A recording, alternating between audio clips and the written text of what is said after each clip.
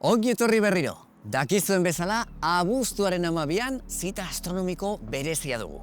Aukera historikoa izango da. Ez bakarrik eguzki eklipse oso bat ikusteko, baita horrekin lotutako fenomeno ikusgarriak behatzeko ere. Zeintzuk dira fenomeno horiek? Baileyren perlak, diamante eraztuna eta eguzki koroa. Az gaitezen Baileyren perlekin. Fenomeno hau gertatzen da ilargiaren ertza ez delako lerro perfektu bat. Mendiak, kraterrak eta aransakonak dituen paisaia irregularra da. Eguzkiaren argia hutsune horietatik sartzen da eta argi puntu txikiak sortzen dira, perla modukoak. Argiale horiek oso garrantzitsuak izan dira zientziarentzat. Haiei esker, ilargiaren topografia zehaztasun handiz mapatu ahal izan baita. Beste fenomeno ikusgarri bat diamante eraztuna da. Ilargiak eguzkia ia erabat estaltzen duenean gertatzen da. Azken unean, argiari txiki bat geratzen da ertzean, puntu bakarrean kontzentratuta. Distira horrek benetako harribitxi baten itxura hartzen du. Hortik dator, diamante eraztun izena. Eta pixkanaka iristen gara eguzki koroa ikustera.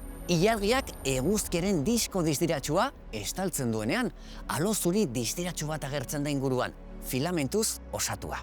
Koroa eguzkiaren atmosferaren kanpoko geruza da eta normalean ezin dugu ikusi eguzkiaren gainazalak fotosferak duen distira handiak eskutatzen duelako.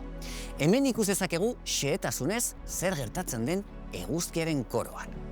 Begiratu ertz gorrixka hauei, sugarrak edo eguzkiaren protuberantziak dira.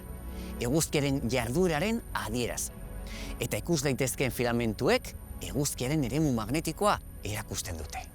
Koroaren berezgarri nagusia da modu naturalean soilik eklipse oso batean ikus daitekeela. Momentu horretan bakarrik kendu daitezke babes betaurrekoak segurtasunez. Gozatu uneaz, segundo gutxi batzuk edo gehienez minutu bat iraun dezake eta tokiaren arabera. Baina eklipsea ez da hor amaitzen. Osoko fasea bukatzen denean, lehen argi izpi horretan, berriro ikusiko dugu diamante eraztuna. Eta ondoren, Baileyren perlak. Hori 8 eta 27 inguruan gertatuko da.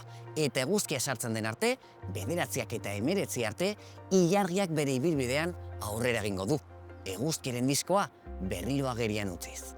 Eta hori gutxi ez, eta gaua heltzean, pertseiden izar jasa izango dugu gorenean.